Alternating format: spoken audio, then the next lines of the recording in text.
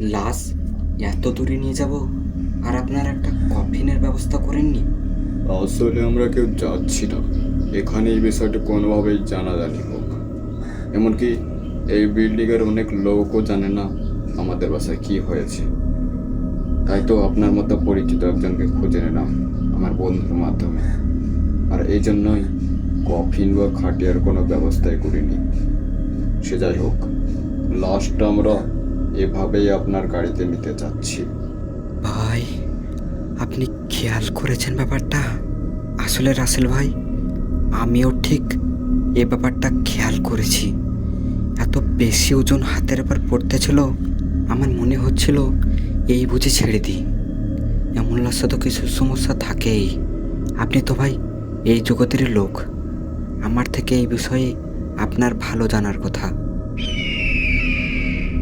প্রায় 6 মাস পর। হ্যালো, আমি তানবীর তুষার। আপনাদের শোনাবো অ্যাম্বুলেন্স নিয়ে একটি ভয়ানক ঘটনা।